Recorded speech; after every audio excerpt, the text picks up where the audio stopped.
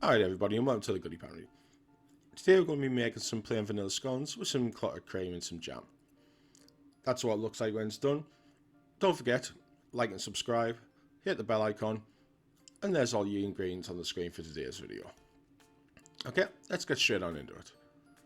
So here's our ingredients. We've got our flour, we've got our milk, we've got our caster sugar, we've got our margarine, and we've got our vanilla essence. Okay, let's get into it. So just as we're going to start off, we're going to add the butter, the margarine, sorry, and the flour. I'm going to start mixing that to a very light breadcrumb. Now, I'm doing these scones today because I've been asked a few times about scones without eggs and different things. And for Susan, who commented on my video just the other day, she said her husband can't have eggs and he hates the taste of the baking powder. You can always taste it. So if you notice in the ingredients, there's no eggs, there's no baking powder, and I'm going to show you how to make scones this way. And these are easily done. Because of the ingredients, what's in them, you can substitute them out and make them vegan if you want. So it's a good way to make scones. So that's what your breadcrumb should be like, a very dusty like breadcrumb.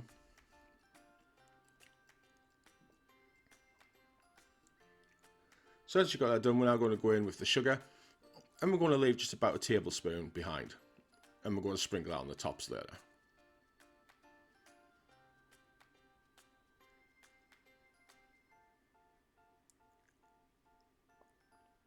Once that's mixed, just make a little well in the centre of your mix. And then with the hand of a wooden spoon, we're going to start adding our milk. And we're just going to start mixing this together. Now this is 280 grams of whole milk. It's very important when you're doing scones this way. I find it best to definitely use whole milk. If you're using your jug and you can't measure out the 280 mils, just do 300 mils and take out 2 tablespoons, and that'll give you roughly the 280. So you're just going to keep adding this bit by bit until the dough forms. Now if you watch my other videos, you'll see a difference in this one. Because there's no eggs and different things, this mix is going to look slightly wetter than the other ones because we want them to still be able to expand. So they're going to be slightly wetter than what the previous scones were.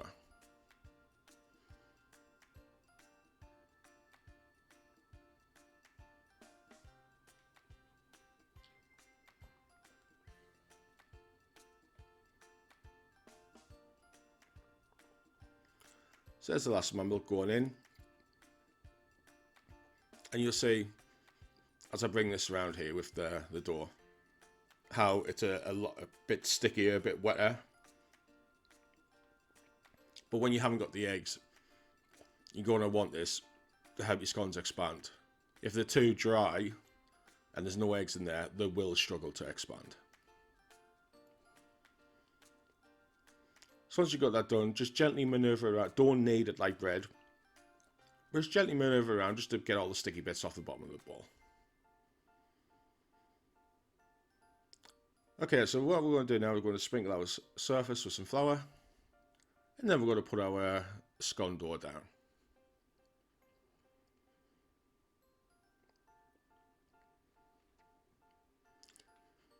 Once you've got that done, a bit more flour on the top. And now we're going to start pressing the scone. So just use your hands. Don't use a rolling pin because it can make the scones too tight. And again, it'll make them struggle to expand. So just gently pat it down. Maneuver it around into the shape that you want. Bring in the sides and just gently press down. And this really helps the scones.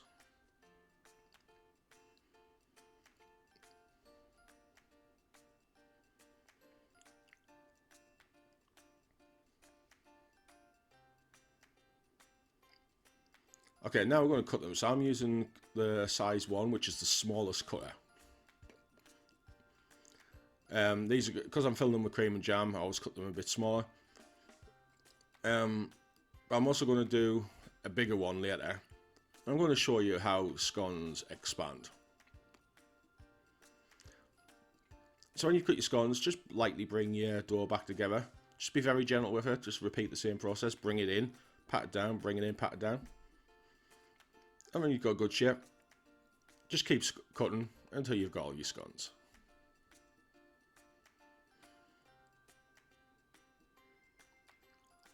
So once you've got them all done, get them all traed up. And have a let these rest for 10 minutes. And that's also a good thing, similar to with bread, but it's always a good idea to let your scones rest after you've cut them. So we're going to let them rest, and we're going to brush the tops with some milk, and then you're just going to sprinkle the rest of that sugar that you had over the top. Once you've got that done, these are now going to go into the oven at 180 fan, 200 regular, or gas mark 3 for 12 to 15 minutes.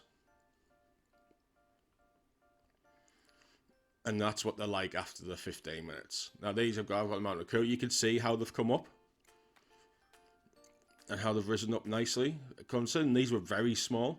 Now I know this is going to look quite small because I've got absolutely huge hands, but they have come up quite nicely.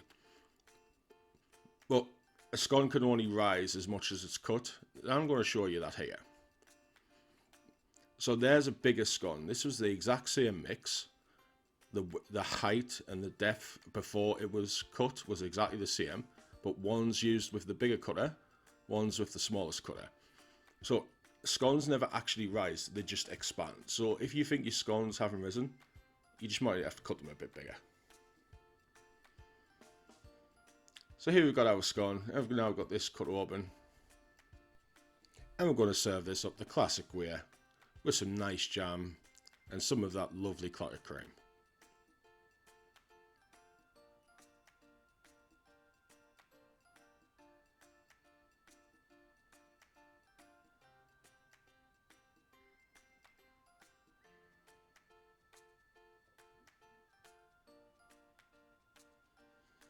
And there they are, all done. Thanks for watching, guys. Give this one a go, especially for those if you can't have eggs or you don't want to use them. But I say, the margarine spread I used for this was vegan, so you can literally just substitute the milk for soy milk or oat milk, and you've got vegan scones, and you just do the exact same steps. Alright, thanks for watching, guys. Hope you enjoyed this one. Don't forget to like, subscribe, hit the bell icon, and I will catch you at the next one.